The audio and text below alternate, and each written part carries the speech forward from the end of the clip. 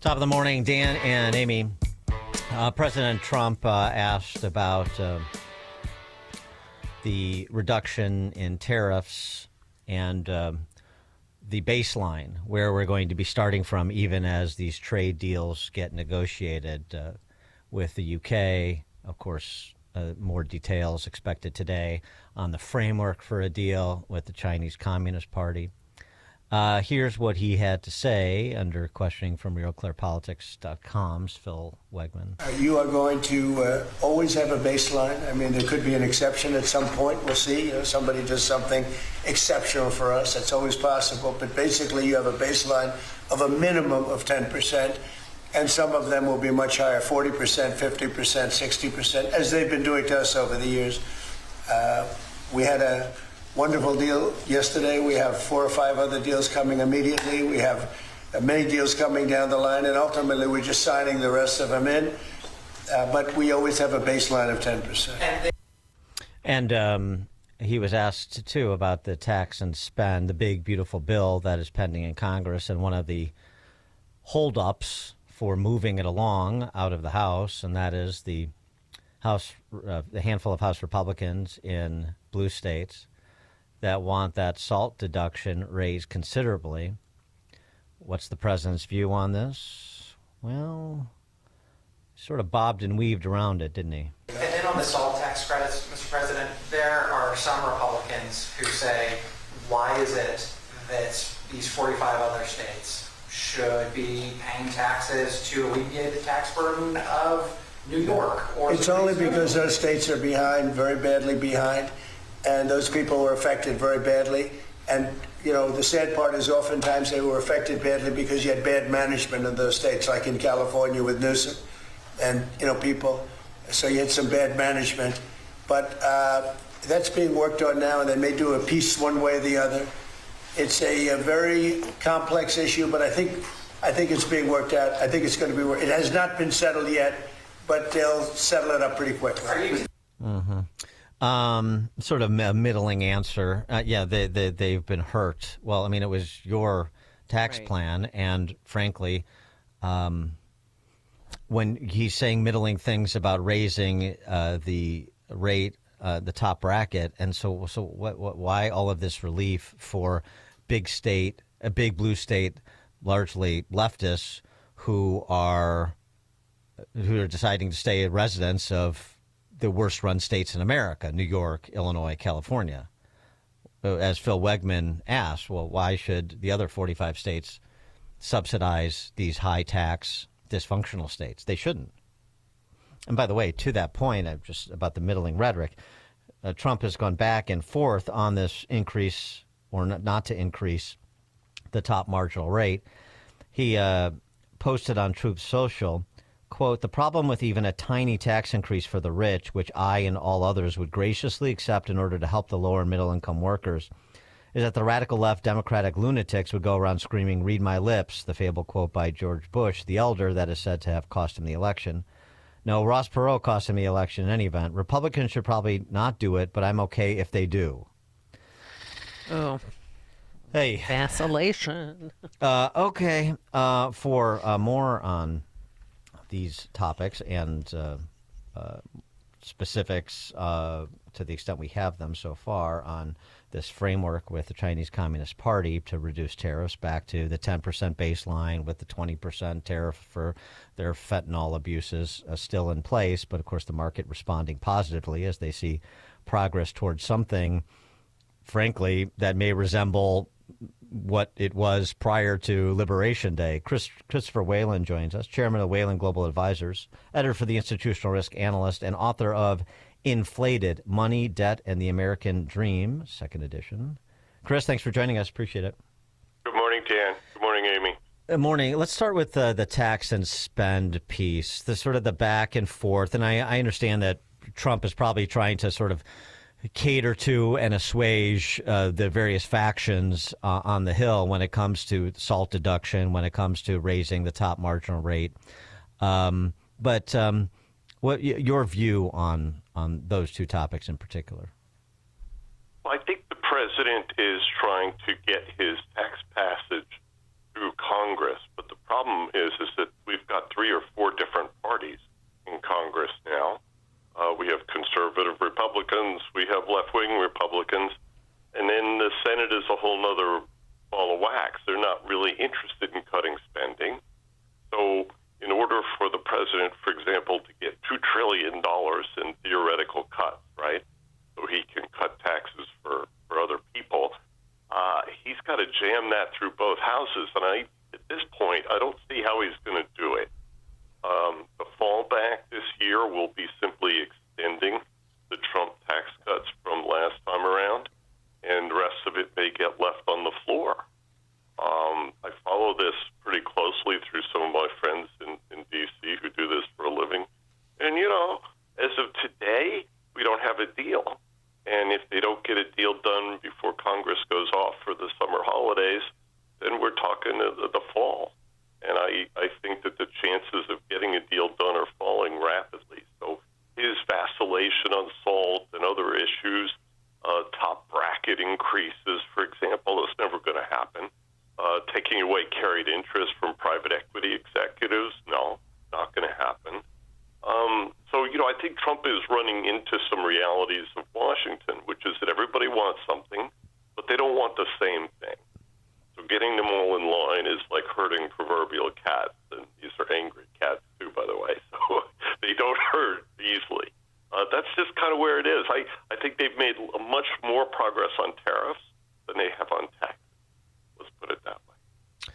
And the progress on tariffs, do you count this announcement from Besant and the negotiating team over the weekend that there's a framework for a deal, and we're going to do another 90-day pause in terms of reverting back to basically the previous tariff environment between the United States and China in advance of further negotiations to lock down the details?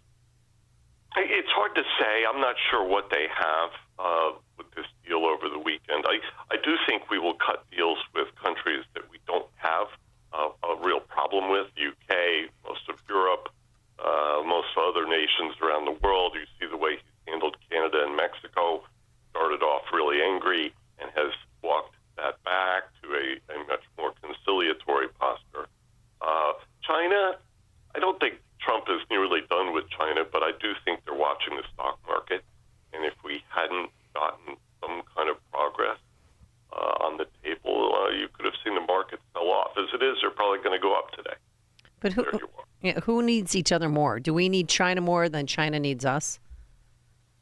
I think we need them to some degree. You were addressing the issue of the national shortage on ramen noodles.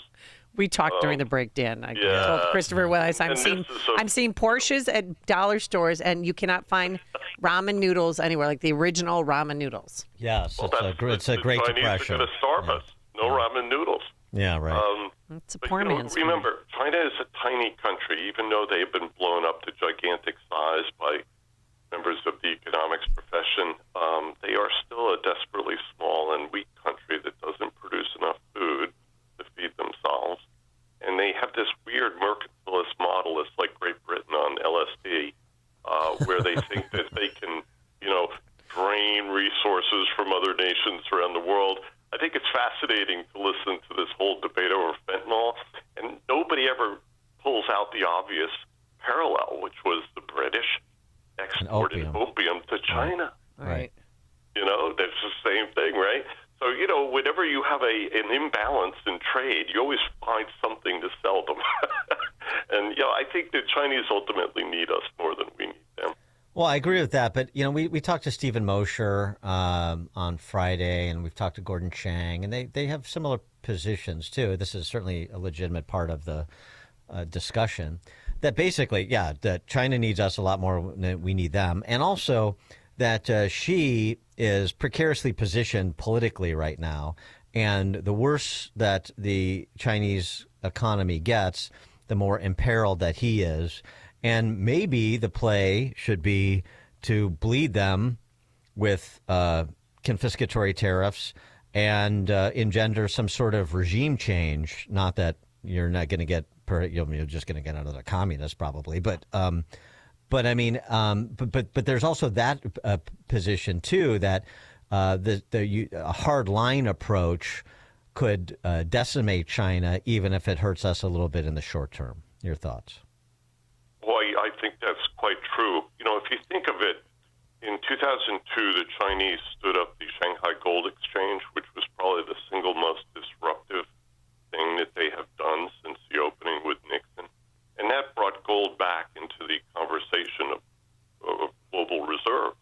Central banks are buying gold now for reserves instead of dollars.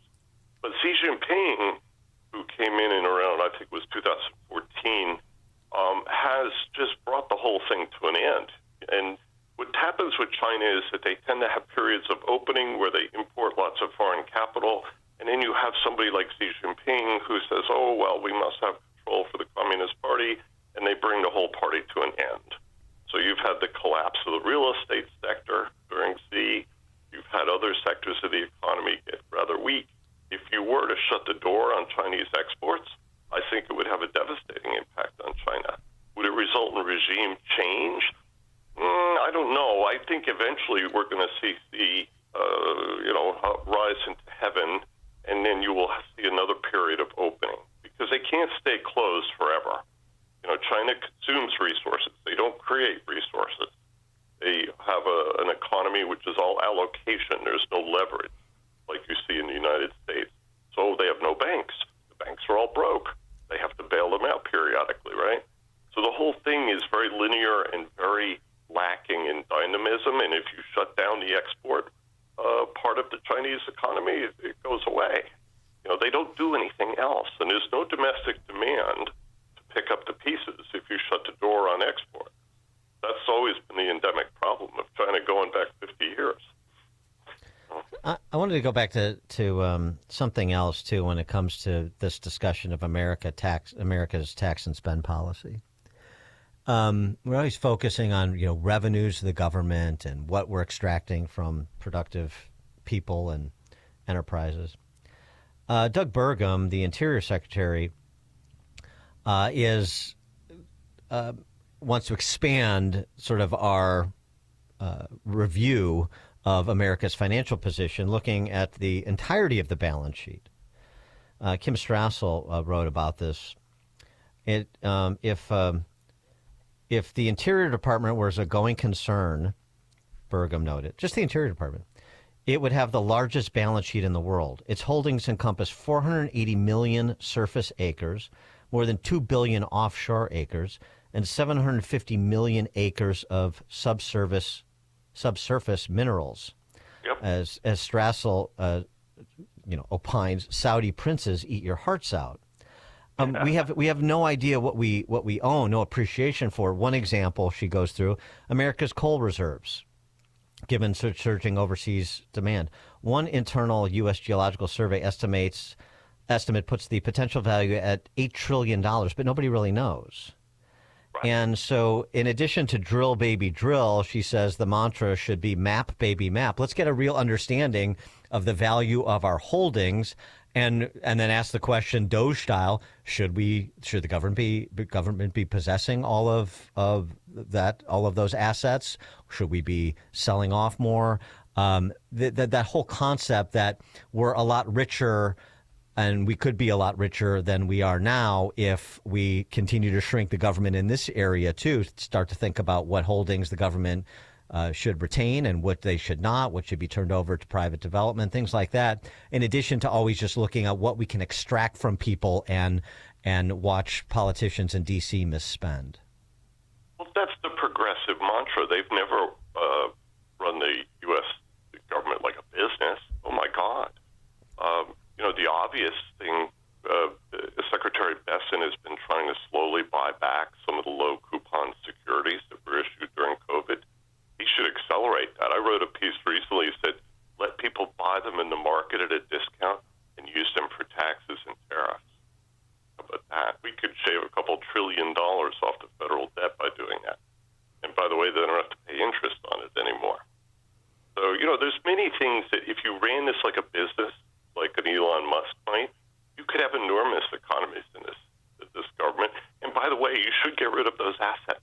Why are they being held by the U.S. government? Right. There's no productivity there. There's no leverage.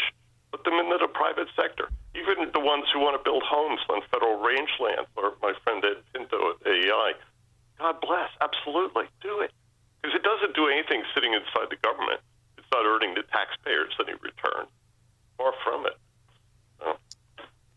Chris Whalen, chairman of Whalen Global Advisors, LLC, editor for the Institutional Risk Analyst, and author of Inflated: Money, Debt, and the American Dream, second edition. Chris, thanks as always. Have a great day, guys. Thank you. And he joined us on our turnkey.pro answer line. This is Chicago's Morning Answer. Your show keeps me alive during the week. There's nobody I'd rather listen to between 5 and 9 in the morning than you guys. On AM 560, The Answer. Enjoy uninterrupted programming from Dan Proft and Amy Jacobson around the clock, all day, every day, including daily replays of Chicago's Morning Answer on Dan and Amy 24/7.